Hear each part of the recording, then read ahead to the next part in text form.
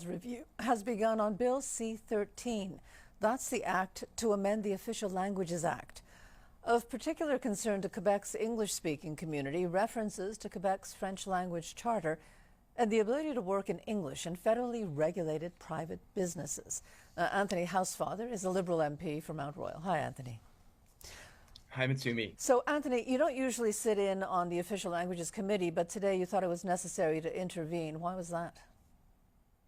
Mark Garneau and I went down to support our colleague Patricia Lattanzio on the committee because the debate on clause by clause started with Conservative and Bloc amendments that it would have removed the obligation of the federal government to support the development and vitality of the English-speaking minority in Quebec and replaced it with support for Bill 101 and its provisions. It would have completely changed the essence of the Official Languages Act. So I wanted to go tell the committee what the English-speaking community of Quebec thought about that, and I certainly did, and did my best to have it defeated. Bill C-13 references Quebec's French language charter. So what are the implications of doing this? So Patricia Lattanzio and I, with the support of a number of our colleagues, have proposed amendments that would remove both of those references from the bill, so they would no longer be in the Official Languages Act. My concern is that while the references right now are relatively innocuous, they could have some legal ramifications, particularly where the federal government would delegate powers to Quebec, because where it's mentioned outside of the preamble is in a clause that talks about dealing with the provinces.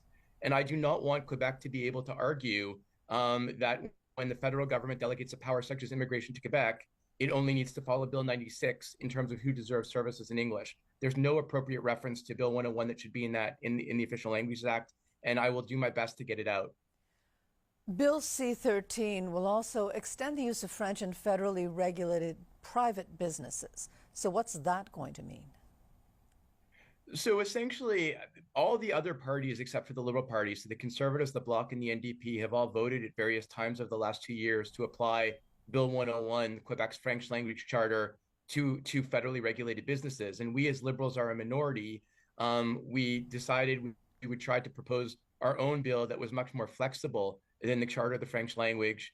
But even the draft that's there needs amendments. We need to make clear that while companies should be obliged to provide their employees the right to work in French, employees should reciprocally have the ability to work in English as long as other employees are given the right to work in French. And that's what our amendments would do. But as you say, that there doesn't appear to be much opposition to this. Why do you think that's the case? Well, actually, there is total opposition. The other three parties want Bill 101 to apply. They don't want the more flexible regime. This may go down in spades because the other three parties that make up a majority in the committee all don't agree with this more flexible approach. We have to recognize that in Parliament right now, other than Liberal MPs, there is nobody that's out there screaming about the rights of the English minority in Quebec. We're very much forgotten.